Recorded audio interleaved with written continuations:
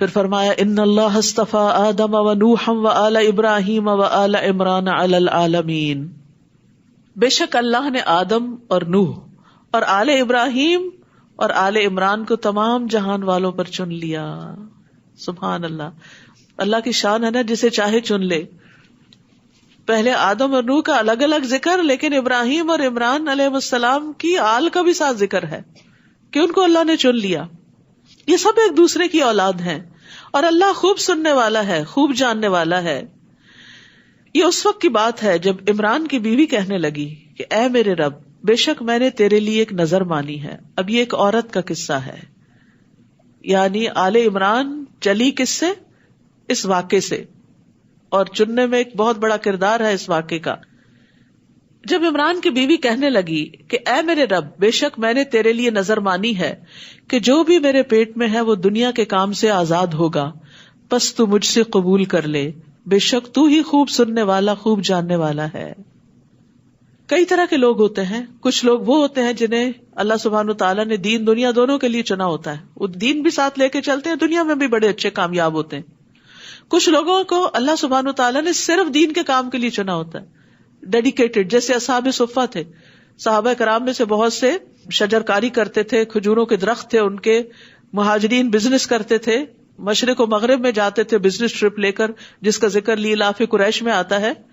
لیکن کچھ صحابہ کرام ایک ہراول دستے کی طرح تھے کہ جو یکسو ہو کر دین کی خدمت کر رہے تھے. اور یہ سلسلہ ہمیشہ سے جاری ہے کہ ہر دور میں کچھ لوگوں کو ایسی قربانی کرنی پڑتی ہے کہ ہر چیز سے فارغ ہو کر صرف اور صرف دین کی خدمت کا کام کریں. تو یہاں ایک عورت کے دل میں خواہش پیدا ہوتی ہے جب اس کے شوہر فوت ہو جاتے ہیں کہ میرے پیٹ کا جو بچہ ہے اسے میں ہیکل میں ڈال دوں گی، اللہ کے دین کی خدمت کے لیے وقف کر دوں گی، میں اس سے دنیا کے فائدے نہیں حاصل کروں گی، اپنی خدمت سے آزاد کر دوں گی، محررن، دنیا کے کاموں سے آزاد، میری خدمت سے آزاد، اور وہ صرف اللہ کے دین کی خدمت کرے گا. پھر جب اس نے اس لڑکی کو جنم دیا، ان کے خیال میں تھا شاید بیٹا ہوگا اور وہ جس طرح باقی مرد حضرات دین کی خدمت کرتے ہیں تو وہ بھی کرے گا، لیکن ہوا کیا کہ وہ تو بیٹی پیدا ہوگی. تو کہنے لگی، رب سے باتیں کر رہی. یاد رکھیے کسی بھی مسئلے کا بہترین حل یہ ہے کہ انسان رب سے باتیں کرے. نیکی کا کام کرنا ہے، اپنے رب سے باتیں کرے. کوئی صدقہ خیرات کرنا ہے، اللہ تو اسے قبول کر لے. کچھ ملا ہے آپ کو، اس پر اللہ سے باتیں کر کے شکر ادا کریں. کچھ دینا ہے آپ نے، اللہ سے صلاح مشورہ کریں. کوئی فیصلہ کرنا ہے زندگی میں، اللہ سے دوستی کر لیں. اب دیکھیں زندگی بڑی خوبصورت ہو جائے گی. کسی انسان سے بات کرنی ہو تو انتظار کرنا پڑتا ہے، وہ تو سو رہا ہے. لا تأخذہ سنۃ ولا نوم، اللہ کو تو نہ نیند آتی ہے نہ اونگ آتی ہے. آپ میسج چھوڑتے ہیں 2 دن تک بلو ٹک ہی نہیں آتا، دوسرے نے چیک ہی نہیں کیا آپ کا سوال. تو آپ دیکھیے اللہ سبحانہ و تعالیٰ سے بات کرنے میں تو کوئی مشکل ہی نہیں، نہ دن نہ رات، کوئی فرق نہیں پڑتا. جب جی چاہے کھڑے بیٹھے لیٹے جاگے چلتے پھرتے کھاتے پکاتے، جب دل چاہے دل ہی دل میں اپنا کنیکشن بحال کر لیں، اور جو کہنا چاہتے ہیں کہہ ڈالیں، دل میں نہ رکھیں، کہہ دیں اللہ سبحانہ و تعالیٰ سے، اور مدد بھی ساتھ ساتھ مانگتے جائیں. تو اب جب بیٹی پیدا ہوئی تو انہوں نے وہ حال دعائی نہیں مچا دی جیسے ہمارے یہاں ہوتا ہے، اور لوگوں سے نہیں کہا یہ کیا ہو گیا، میں نے یہ سوچا تھا، میرا یہ پلان تھا، اب یہ تو کچھ اور ہی ہو گیا، اب میں کیا کروں. نہیں، اللہ ہی سے بات کرنے لگی. اے میرے رب، میں نے تو ایک لڑکی کو جنم دیا ہے. حالانکہ جو اس نے جنا تھا اللہ کو خوب پتا تھا. کیونکہ ہم کیوں نہیں باتیں کرتے؟ ہم کہتے اللہ کو تو پہلے ہی پتا ہے. بھائی پتا ہے، لیکن پتا ہونے کے باوجود بھی ایک اپنائیت کا احساس ہوتا ہے جب ہم بولتے ہیں، جب ہم وسپر کرتے ہیں اللہ تعالیٰ کے ساتھ. اور لڑکا لڑکی کی طرح نہیں ہوتا، یعنی جو کام اللہ نے اس لڑکی سے لینا وہ لڑکا یہاں نہیں کر سکتا. ہر ایک کی اپنی اسپیشلٹی ہے. اس لیے عورتوں کو کبھی بھی اپنا کانفیڈینس لوز نہیں کرنا چاہیے کہ ہم تو بیکار ہیں اور ہماری تو کوئی وقت نہیں، کوئی حیثیت نہیں، ہم تو کچھ کر نہیں سکتے. نہیں، آپ لڑکی ہوتے ہوئے بہت کچھ کر سکتے ہیں. آپ کو مرد بننے کی ضرورت نہیں ہے کچھ کرنے کے لیے. اور میں اسے اور اس کی اولاد کو شیطان مردود سے تیری پناہ میں دیتی ہوں. کرنے کا کام تھا، اس پہ فوکس کیا کہ اب ہو گئی لڑکی، اب واٹ نیکسٹ، اگلا کام کیا کرنا ہے. کیونکہ ہم تو اسی میں ہی اٹکے رہتے ہیں، وہیں پھنسے رہتے ہیں، وہ اس مصیبت سے نہیں نکلتے کہ پھر فیوچر کی کوئی پلاننگ کریں کہ اب کرنا کیا ہے. وہ جو وعدے جو کیے تھے اللہ سے کہ تیری خدمت میں وقف کریں گے، ان کا کیا ہوا؟ اس کے مطابق اب کوئی ایکشن لینے کی ضرورت ہے. فَتَقَبَّلَهَا رَبُّهَا بِقَبُولٍ حَسَنٍ، تو اس کے رب نے اسے اچھی طرح قبول کر لیا اور اس کی بہت اچھی پرورش کی. تربیت رب ہی کرتا ہے، ماں باپ تو صرف کوشش کرتے ہیں. تو اس لیے بچوں کو اللہ کے حوالے کیا کریں. یا رب جو میری ہمت طاقت میں تھا وہ میں نے کر لیا, اس سے آگے میرا کوئی زور نہیں, ہدایت تو نے دینی, یہ سب تیرے سپرد ہے. اور اس طرح دعائیں مانگا کرے, یا اللہ جس طرح مصر میں یوسف علیہ السلام کی حفاظت کی تھی, جس طرح مدین میں موسیٰ علیہ السلام کی حفاظت کی تھی اور کیئر کی تھی, میرے بچوں کی بھی تو اسی طرح حفاظت فرما. میں وہاں تک نہیں پہنچ سکتا جہاں تک تیری طاقت ہے, تیری قدرت ہے, سب کچھ تو ہی کر سکتا ہے. ہر ماں باپ ماحول کے فتنے سے پریشان رہتے ہیں. صرف پریشان ہونے سے کوئی مسئلہ حل نہیں ہوتا. اس پریشانی کو دعاؤں میں ڈال لیجئے, کنورٹ کر لیجئے, اس انرجی کو کہیں اور لگائیے, اتنی ہی شدت سے دعائیں کیجئے اور اپنے معاملات کو اللہ کے سپرد کیجئے. تو اس کے رب نے اسے اچھی طرح قبول کر لیا. اس سے پتہ چلتا ہے کہ اخلاص کے ساتھ کیا ہوا کام رب قبول کرتا ہے. اور اس کی بہت اچھی پرورش کی. اور زکریا جو ان کے خالو تھے مریم علیہ السلام کے, کو ان کا کفیل بنا دیا. وہ وقت کے پیغمبر بھی تھے, تو ان سے بہتر گارڈین کون ہو سکتا تھا. جب کبھی زکریا اس کے پاس محراب میں داخل ہوتے, اب جو بچی پیدا ہوئی تو اس کو گھر سے ہیکل میں بھیج دیا گیا عبادت کے لیے, اللہ کے دین کی خدمت کے لیے. وہ وہیں رہتی تھی دن رات. زکریا علیہ السلام ان کی ضروریات کے خیال کے لیے وہاں جاتے تھے, باپ تو تھے نہیں. جب کبھی زکریا اس کے پاس محراب میں داخل ہوتے تو اس کے پاس رزق رکھا ہوا پاتے. کہتے اے مریم یہ تیرے لیے کہاں سے آیا, بے موسم پھل, ایسی ایسی چیزیں جو کبھی دیکھی نہ گئی ہوں. وہ کہتی اللہ کے پاس سے. Simple answer. یاد رکھیے جو اسمارٹ لوگ ہوتے ہیں نا, ذہین لوگ جو ہوتے ہیں, جن کے اندر حکمت ہوتی ہے, انہیں پتا ہوتا ہے کہ اس موقع کی مناسبت سے کیا جواب دینا ہے. تو آپ اپنے بارے میں جو فریکوینٹلی آسک کوسچنز ہیں, یعنی جو لوگ اکثر آپ سے پوچھتے ہیں, ان کے جواب تیار کر کے رکھیں, کیونکہ لوگ کہیں بھی آپ کو اسپاٹ کر لیتے ہیں. آپ نقاب کیوں کرتے ہیں, او کیوں کرتی ہوں, نہیں, کنفیوز نہیں ہونا, وہی بتانا ہے کیوں کرتی ہوں. آپ کیوں دورہ قرآن اٹینڈ کرنے جا رہے ہیں, پتا ہونا چاہیے آپ کو کیوں جا رہے ہیں. اسی طرح آپ کی ذاتی زندگی کے بارے میں, مثلاً کسی کو ڈیورس ہو گئی, کیوں ہو گئی, کو پوچھے. ضروری ہے کہ آپ اپنی ساری کہانی سنائیں اور دوسروں کو مطمئن کریں. ہماری زندگی اس لیے نہیں کہ ہم ہر وقت ایکسپلینیشن دیتے رہیں اور ہم ایکسپلینیشن کال پہ رہیں اور ہر وقت بتاتے رہیں اور معذرتیں کرتے رہیں کہ یہ اس وجہ سے ہے, یہ اس وجہ سے ہے, یہ میں یوں کر رہی ہوں, یہ اس وجہ سے کر رہی ہوں, تاکہ کوئی ہم پہ شک نہ کرے اور لوگ ہم پہ ٹرسٹ کریں. ہر وقت کسی کی نگاہ میں جچنے کی ضرورت کیا ہے. کانفیڈنس کے ساتھ صحیح کام کریں, سچائی پر مبنی کام کریں, اپنے ضمیر کو مطمئن کریں اور جواب دینے کے لیے جواب اپنے پاس تیار رکھے کہ جب اس طرح کا کوئی سوال آئے گا تو میں نے کرنا کیا ہے. اور جب کوئی سوال کرے ٹھنڈے دل سے ریلیکس ہو کے اسمائل کر کے سخت سے سخت سوال کا جواب خوش اسلوبی سے دیں. ایک مومن جو ہوتا ہے, ایک مسلم جو ہوتا ہے, وہ دین کا دائی ہوتا ہے. آپ کا انٹریکشن مسلم نان مسلم, اپنوں پرایوں, دوستوں دشمنوں سب سے ہوتا ہے. تو کسی کے ساتھ بھی جھگڑنے کی ضرورت نہیں, غصہ کرنے کی ضرورت نہیں, سوالوں پہ اوفینڈ ہونے کی ضرورت نہیں. آپ کو پتا ہونا چاہیے آپ کوئی کام کیوں کرتے ہیں اور اس میں کسی سے ڈرنے کی ضرورت نہیں. آپ پورے کانفیڈنس کے ساتھ جواب تیار رکھیں اور جہاں پر سوال آئے کاپی پیسٹ. اے مریم یہ تیرے لیے کہاں سے آیا, وہ کہتی اللہ کے پاس سے. بے شک اللہ جسے چاہتا ہے بے حساب رزق دیتا ہے. وہیں زکریا نے اپنے رب سے دعا مانگی, کہا اے میرے رب مجھے اپنے پاس سے پاکیزہ اولاد عطا کر.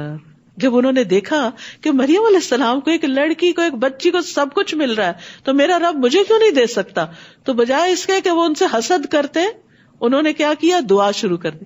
جب کسی کے پاس نعمت دیکھے تو فوراً اللہ سے مانگے, دعا کرے کہ اللہ تو اس کو دے سکتا, مجھے بھی دے سکتا ہے, تو مجھے بھی عطا کر.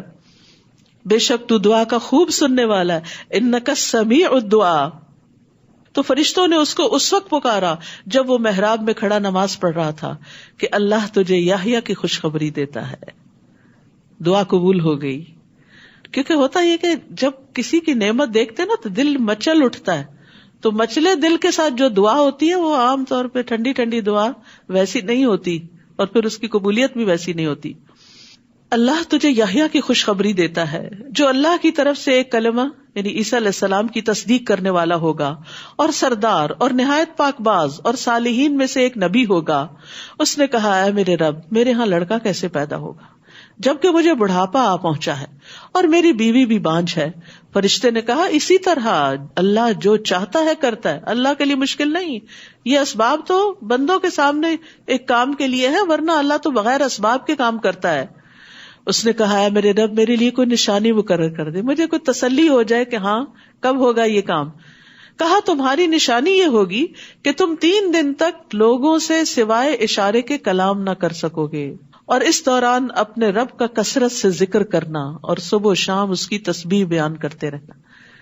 تو یہ طریقہ ہے نعمتوں کے استقبال کا, کہ جب کسی نعمت ملنے کی خوشخبری ملے تو اللہ کا ذکر کریں, اللہ کی تسبیح کریں. آپ خود یا آپ کی کوئی بیٹی, کوئی بہو پریگننٹ ہو گئی ہے, بچے کی خوشخبری ہے یا بہت سالوں بعد ہے, تسبیح, ذکر, اللہ کا شکر, صدقہ, اللہ کی طرف رغبت کہ اللہ نے احسان کیا ہے. اور جب فرشتوں نے کہا اے مریم بے شک اللہ نے تجھے چن لیا اور پاک کیا اور تجھے تمام جہان کی عورتوں پر منتخب کر لیا, اے مریم اپنے رب کی فرما برداری کرتی رہو اور سجدہ کرتی رہو اور رکوع کرنے والوں کے ساتھ رکوع کرتی رہو. اطاعت کے ساتھ ساتھ عبادت کا افضل ترین کام نماز, رکوع, سجدہ اور اجتماعی عبادت. یہ غیب کی وہ خبریں ہیں جنہیں ہم آپ کی طرف وحی کرتے ہیں, ورنہ آپ ان کے پاس نہ تھے جب وہ اپنی قلمیں ڈال رہے تھے کہ ان میں سے کون مریم کی کفالت کرے گا, اور نہ ہی آپ اس وقت ان کے پاس تھے جب وہ مریم کی کفالت کے بارے میں باہم جھگڑ رہے تھے.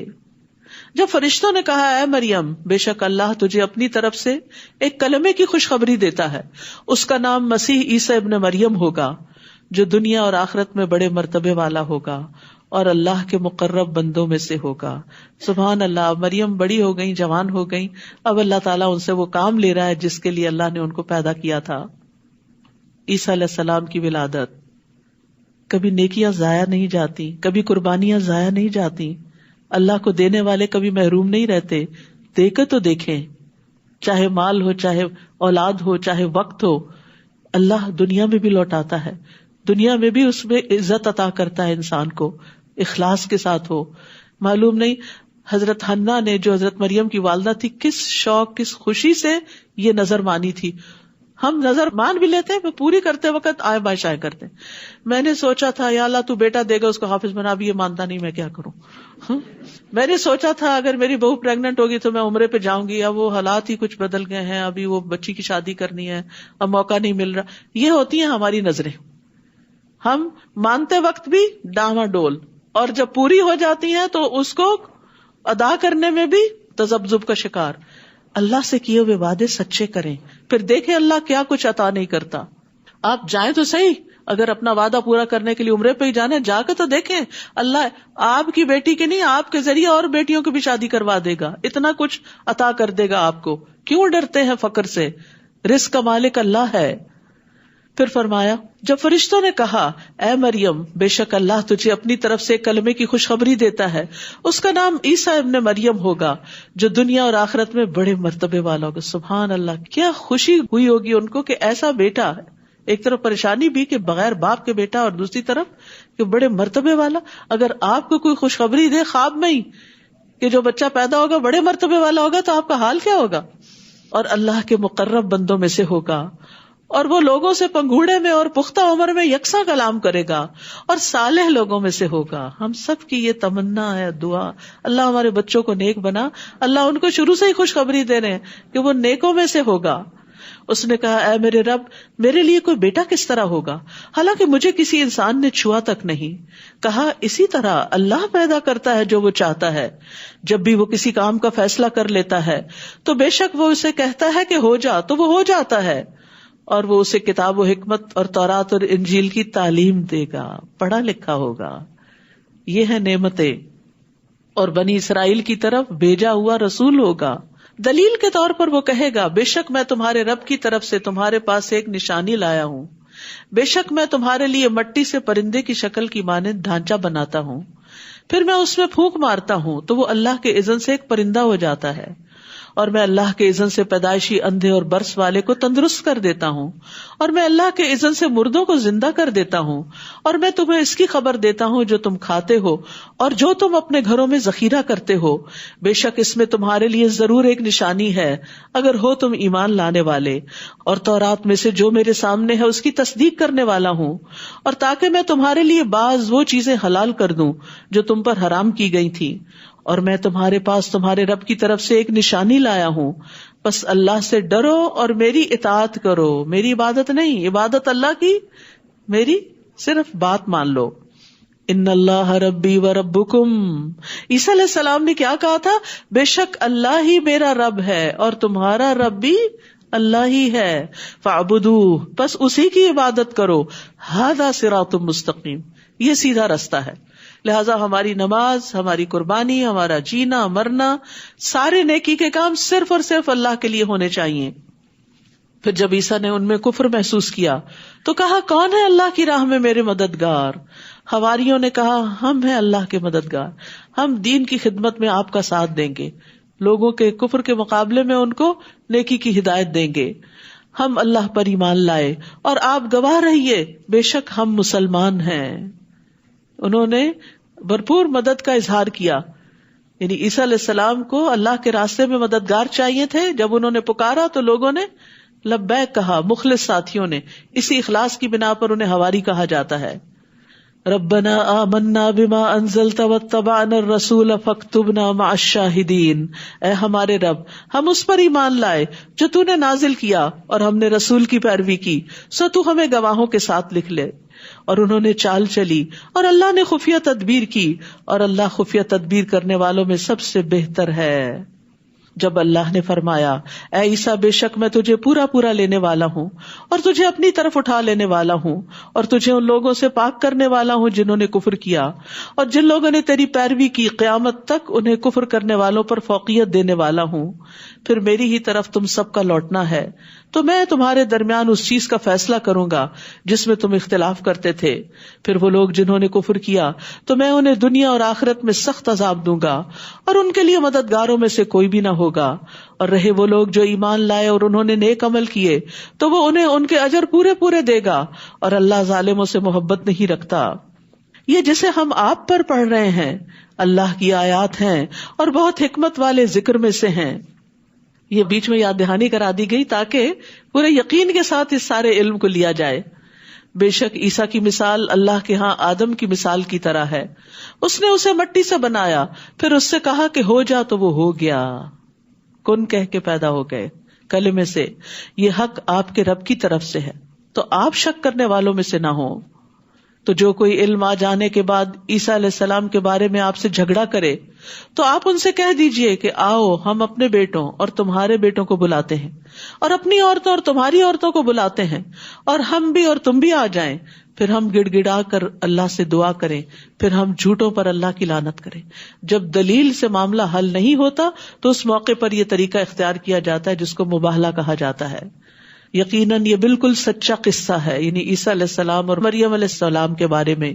اور اللہ کے سوا کوئی الہ برحق نہیں، نہ عیسیٰ الہ ہے نہ مریم علیہ السلام الہ ہے، اور بے شک اللہ زبردست خوب حکمت والا ہے. پھر اگر وہ منہ موڑ جائیں تو بے شک اللہ فساد کرنے والوں کو خوب جانتا ہے. کہہ دیجئے اے اہل کتاب، آؤ ایک بات کی طرف جو ہمارے درمیان اور تمہارے درمیان مشترک ہے، کہ ہم اللہ کے سوا کسی کی عبادت نہ کریں اور اس کے ساتھ کسی بھی چیز کو شریک نہ ٹھہرائیں، اور ہم میں سے کوئی اللہ کو چھوڑ کر کسی دوسرے کو رب نہ بنائے. پھر اگر وہ منہ موڑ جائیں تو تم کہہ دو کہ گواہ رہو بے شک ہم تو اللہ کے فرما بردار ہیں. اے اہل کتاب، تم ابراہیم کے بارے میں کیوں جھگڑتے ہو کہ وہ یہودی تھا یا نصرانی، حالانکہ تورات اور انجیل اس کے بعد ہی نازل کی گئی؟ کیا بھلا تم عقل نہیں رکھتے؟ ہاں، تم وہی لوگ ہو جنہوں نے اس معاملے میں جھگڑا کیا جس کا تمہارے پاس کچھ نہ کچھ علم تھا، تو تم اس معاملے میں کیوں جھگڑا کرتے ہو جس کا تمہیں کچھ بھی علم نہیں، اور اللہ جانتا ہے اور تم نہیں جانتے. ما كان ابراہیم یہودیا ولا نصرانیا ولکن كان حنیفا مسلما وما كان من المشرکین. ابراہیم نہ تو یہودی تھا اور نہ نصرانی، بلکہ وہ یکسو مسلمان تھا اور وہ مشرکین میں سے نہ تھا، کیونکہ یہ سارے گروہ ان کو اپنا بڑا سمجھتے تھے. تو اللہ تعالیٰ نے واضح کر دیا کہ وہ کسی خاص فرقے یا گروہ سے تعلق نہیں رکھتے، وہ تو خالص اللہ کے بندے ہیں اور مسلمان ہیں، کوئی فرقہ واریت نہیں. بے شک ابراہیم کے قریب تر تو وہ لوگ ہیں جنہوں نے اس کی پیروی کی، اور یہ نبی محمد صلی اللہ علیہ وسلم اور وہ لوگ جو ایمان لائے، اور اللہ مومنوں کا دوست ہے. اور اہل کتاب میں سے ایک گروہ چاہتا ہے کاش وہ تمہیں گمراہ کر دیں، جبکہ وہ خود اپنے آپ کو ہی گمراہ کر رہے ہیں اور وہ شعور نہیں رکھتے۔ اے اہل کتاب، تم کیوں اللہ کی آیات کا انکار کرتے ہو حالانکہ تم ان کی سچائی کی خود گواہی دیتے ہو؟ اے اہل کتاب، تم حق کو باطل کو کیوں گڈمٹ کرتے ہو اور تم حق کو چھپا جاتے ہو حالانکہ تم اچھی طرح جانتے ہو۔ اور اہل کتاب میں سے ایک گروہ نے کہا، دن کے شروع میں اس چیز پر ایمان لے آؤ جو ایمان لانے والوں پر نازل کی گئی ہے، اور دن کے آخر میں اس کا انکار کر دو، شاید کہ وہ دین سے پلٹ جائیں۔ یعنی دھوکہ دے کر اوروں کو بھی دین سے ہٹا لو، اور جو تمہارے دین کی پیروی کرے اس کے سوا کسی کی بات نہ مانو۔ کہہ دیجئے بے شک اصل ہدایت تو اللہ ہی کی ہدایت ہے۔ اور وہ کہتے ہیں ایسا نہ ہو کہ کسی اور کو بھی ویسا علم دے دیا جائے جو تمہیں دیا گیا، یا جس سے وہ تمہارے رب کے پاس تم پر حجت قائم کر سکیں۔ کہہ دیجئے بے شک فضل اللہ ہی کے ہاتھ میں ہے، وہ جسے چاہتا ہے عطا کرتا ہے، اور اللہ وسعت والا ہے، خوب علم والا ہے۔ یختص برحمتہ من یشاء واللہ ذو الفضل العظیم، وہ اپنی رحمت کے ساتھ جسے چاہتا ہے خاص کرتا ہے، اور اللہ بڑے فضل والا ہے۔ اللہ ہمیں بھی اپنی رحمت سے خاص کر لے، اور اللہ ہم سب پر بھی اپنا فضل نازل فرمائے۔ اور اہل کتاب میں سے کوئی ایسا ہے کہ اگر آپ اسے ایک خزانہ بطور امانت دیں تو وہ اسے آپ کو واپس کر دے گا، یعنی امانت پوری پوری لوٹائے گا۔ قرآن ایسے اہل کتاب کی تعریف کر رہا ہے۔ اور ان میں سے کوئی ایسا بھی ہے کہ اگر آپ اسے ایک دینار بھی بطور امانت دیں تو وہ اسے آپ کو واپس نہیں کرے گا۔ عموماً ہوتا ہی ہے کہ کسی قوم میں سے، کسی گروہ میں سے کوئی ایک بندہ خرابی کرے تو ہم سب کے سب کوئی بدنام کر دیتے ہیں، لیکن یہاں قرآن نے طریقہ یہ بتایا کہ نہیں، انصاف کی بات کرنی چاہیے کہ اگر ایک شخص خرابی کرتا تو وہ ایک شخص کا عمل ہے، سارے گروہ کا عمل نہیں، کیونکہ اسی گروہ میں کچھ اچھے لوگ بھی ہوتے ہیں۔ اگر آپ اسے ایک دینار بھی بطور امانت دیں تو وہ آپ کو واپس نہیں کرے گا مگر یہ کہ آپ اس کے سر پر کھڑے رہیں۔ یہ اس وجہ سے ہے کہ ان کا کہنا ہے کہ ہم سے امیوں کے بارے میں کوئی مواخذہ نہیں ہوگا، یعنی عربوں کے بارے میں ہم سے نہیں پوچھ ہوگی، ہم ان کو ان کا مال واپس کریں یا نہ کریں۔ اور وہ اللہ پہ جھوٹ بولتے ہیں حالانکہ وہ جانتے ہیں۔ کیوں نہیں؟ البتہ جس نے اپنا عہد پورا کیا اور تقوی اختیار کیا تو یقیناً اللہ تقوی والوں سے محبت رکھتا ہے۔ بے شک وہ لوگ جو اللہ کے عہد اور اپنی قسموں کو تھوڑی قیمت کے عوض بیچ ڈالتے ہیں، ان کے لیے آخرت میں کوئی حصہ نہ ہوگا، اور قیامت کے دن اللہ ان سے کلام نہ کرے گا اور نہ ان کی طرف دیکھے گا اور نہ ہی ان کو پاک کرے گا، بلکہ ان کے لیے دردناک عذاب ہے۔ اور بے شک ان میں ایک گروہ کے لوگ ایسے ہیں جو اللہ کی کتاب کے ساتھ اپنی زبانوں کو موڑتے ہیں، کلام اللہ کے ساتھ ٹیمپرنگ کرتے ہیں تاکہ تم اسے کتاب کی عبارت میں سے سمجھو، حالانکہ وہ کتاب میں سے نہیں ہوتا، اور وہ کہتے ہیں یہ اللہ کے پاس سے ہے، حالانکہ یہ اللہ کے پاس سے نہیں ہوتا، اور وہ جانتے بوجھتے اللہ پہ جھوٹ بولتے ہیں۔ تو یہ بھی بڑا خطرناک معاملہ ہوتا ہے کہ جو چیز اللہ نے نہ فرمائی ہو اسے اللہ سے منسوب کر دینا۔ کسی انسان کے لیے جائز نہیں کہ اگر اللہ اس کو کتاب و حکمت اور نبوت عطا کرے پھر وہ لوگوں سے کہتا پھرے کہ اللہ کو چھوڑ کر میرے بندے بن جاؤ، بلکہ وہ تو کہے گا کہ رب والے بن جاؤ، کیونکہ تم کتاب کی تعلیم دیتے ہو اور اس لیے کہ تم خود بھی اسے پڑھتے ہو۔ ربانی بننا یہ ہے کتاب پڑھنے کا اصل مقصد۔ اور نہ وہ تمہیں اس بات کا حکم دیتا ہے کہ تم فرشتوں اور نبیوں کو رب بنا لو، کیا وہ تمہیں کفر کا حکم دے گا اس کے بعد کہ تم مسلمان ہو چکے؟ اور جب اللہ نے تمام نبیوں سے پختہ عہد لیا کہ میں جو بھی کتاب و حکمت میں سے تمہیں عطا کروں، پھر تمہارے پاس ایک رسول آ جائے جو اس چیز کی تصدیق کرنے والا ہو جو تمہارے پاس ہے، تو تم ضرور بے ضرور اس پر ایمان لاؤ گے اور ضرور اس کی مدد کرو گے۔ فرمایا کیا تم اقرار کرتے ہو اور اس پر میرا عہد لیتے ہو؟ انہوں نے کہا ہم نے اقرار کیا۔ فرمایا پھر گواہ رہو اور میں تمہارے ساتھ گواہوں میں سے ہوں۔ تو جو کوئی اس کے بعد منہ موڑ جائے تو یہی لوگ فاسق ہیں۔ افغیر دین اللہ یبغون، کیا پھر اللہ کے دین کے علاوہ کوئی اور دین وہ تلاش کرتے ہیں؟ حالانکہ آسمانوں اور زمین میں جو بھی ہے خوشی اور ناخوشی سے اسی کا فرما بردار ہے۔ دین کیا ہے؟ اسلام۔ اسلام کا مطلب کیا؟ فرما برداری۔ ساری کائنات کا دین اسلام ہے کیونکہ وہ سب اللہ کا حکم مان رہے ہیں اور اسی کی طرف وہ لوٹائے جائیں گے، آئے بھی وہیں سے، واپسی بھی وہیں، اطاعت بھی اسی کی۔ کہہ دیجئے کہ ہم اللہ پر ایمان لائے اور اس پر جو ہماری طرف نازل کیا گیا اور اس پر جو ابراہیم، اسماعیل، اسحاق، یعقوب اور اولاد یعقوب پر نازل کیا گیا، اور جو اپنے رب کی طرف سے موسیٰ اور عیسیٰ اور تمام انبیاء علیہم السلام دیے گئے، ہم ان میں سے کسی ایک کے درمیان بھی فرق نہیں کرتے اور ہم اسی کے فرما بردار ہیں۔ وَمَن يَبْتَغِ غَيْرَ الْإِسْلَامِ دِينًا فَلَن يُقْبَلَ مِنْهُ وَهُوَ فِي الْآخِرَةِ مِنَ الْخَاسِرِينَ، اور جو کوئی اسلام کے سوا کوئی اور دین چاہے گا تو وہ اس سے ہرگز قبول نہ کیا جائے گا اور وہ آخرت میں خسارہ پانے والوں میں سے ہوگا۔ تو اللہ کے ہاں مقبول دین دین اسلام ہی ہے، تو ہمیں بھی دین اسلام پر راضی ہو جانا چاہیے۔ اسی لیے ہمیں صبح شام 3 بار یہ دعا پڑھنی چاہیے، رضیت باللہ ربا وبالاسلام دینا وبمحمد نبیا کیف یہدی اللہ قوما کفروا بعد ایمانہم۔ اللہ ان لوگوں کو کیوں کر ہدایت دے جو اپنے ایمان لانے کے بعد کفر کریں اور گواہی دے کہ رسول حق ہے اور ان کے پاس واضح نشانیاں بھی آ چکیں، اور اللہ ظالم لوگوں کو ہدایت نہیں دیتا، یعنی جو حق جان لیں اور پھر نہ مانے وہ ظالم ہیں۔ ایسے لوگوں کا بدلہ یہ ہے کہ ان پر اللہ کی اور فرشتوں کی اور سب کے سب انسانوں کی لعنت ہے، وہ اس میں ہمیشہ رہنے والے ہیں، نہ تو ان سے عذاب ہلکا کیا جائے گا اور نہ ہی وہ مہلت دیے جائیں گے، سوائے ان لوگوں کے جنہوں نے اس کے بعد توبہ کر لی اور اپنی اصلاح کر لی، یعنی اگر بھٹک گئے، مرتد ہو گئے، پھر واپس آ گئے، اصلاح کر لی، تو بے شک اللہ بہت بخشنے والا ہے، نہایت رحم کرنے والا ہے۔ ان الذین کفروا بعد ایمانہم ثم ازدادوا کفرا لن تقبل توبتہم واولئک ھم الضالون، بے شک وہ لوگ جنہوں نے اپنے ایمان لانے کے بعد کفر کیا پھر وہ کفر میں بڑھتے چلے گئے تو ان کی توبہ ہرگز قبول نہ کی جائے گی۔ یعنی جو دین کو کھیل بنا لیں، کبھی کہیں میں مسلمان ہوں، کبھی کہیں نہیں پتا کیا ہوں، کبھی کہیں میں نے اسلام چھوڑ دیا ہے، تو یہ چیزیں، یہ جملے، یہ باتیں انتہائی خطرناک ہیں، ان کے بارے میں بہت کیئرفل ہونا چاہیے، کیونکہ دین کوئی کھیل تماشا نہیں ہے کہ جب چاہے کھیل لیں اور جب دل بھر جائے اٹھا پھینکیں۔ یہ تو ایک سنجیدہ معاملہ ہے اور اس میں اللہ سے ڈرتے رہنا چاہیے تاکہ اللہ تعالیٰ کی ناراضگی نہ ہو اور ایسا نہ ہو کہ ہدایت کی توفیق چھن جائے۔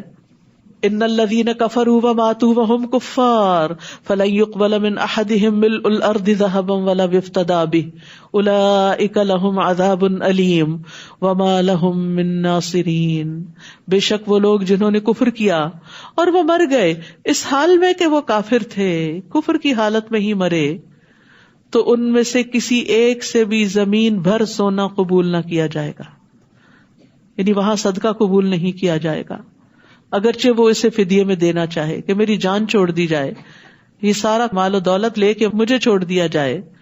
یہی لوگ ہیں جن کے لیے دردناک عذاب ہے اور ان کے لیے کوئی بھی مددگار نہ ہوگا۔ آج دنیا میں اگر کوئی ذرے برابر بھی کوئی نیکی کرتا تو وہ قبول ہو جاتی ہے، لیکن کل ملء الارض ذهبا بھی قبول نہ کیا جائے گا۔ انس بن مالک رضی اللہ عنہ سے روایت ہے کہ نبی صلی اللہ علیہ وسلم نے فرمایا، اللہ تعالیٰ قیامت کے دن دوزخ کا سب سے ہلکا عذاب پانے والے سے پوچھے گا، اگر تجھے روئے زمین کی ساری چیزیں مل جائیں، دنیا میں جو کچھ ہے سب مل جائے، تو کیا تم وہ فدیے میں دو گے جان چھڑانے کے لیے؟ وہ کہے گا ہاں۔ اللہ تعالیٰ فرمائے گا، میں نے تجھ سے اس سے آسان چیز کا مطالبہ کیا تھا جبکہ تو آدم کی پیٹھ میں تھا کہ میرے ساتھ کسی کو شریک نہ کرنا، لیکن تو میرے ساتھ شرک پر ہی مصر رہا، تو اب توبہ نہیں قبول ہو سکتی، اب فدیہ قبول نہیں ہوگا۔ تو یاد رکھیے، دنیا میں اگر انسان کھجور کا آدھا ٹکڑا بھی صدقے میں کرتا ہے تو وہ بھی انسان کی بخشش کا ذریعہ بن سکتا ہے، لیکن مرنے کے بعد کچھ بھی فائدہ نہ دے گا۔ اگر کوئی کفر کی حالت میں فوت ہو جاتا ہے، شرک کی حالت میں فوت ہو جاتا ہے اور اس کی اولاد اس کے سارے مال کو بھی اس کے لیے صدقہ کر دیتی ہے تو اس کا بھی کوئی ثواب نہیں ملے گا۔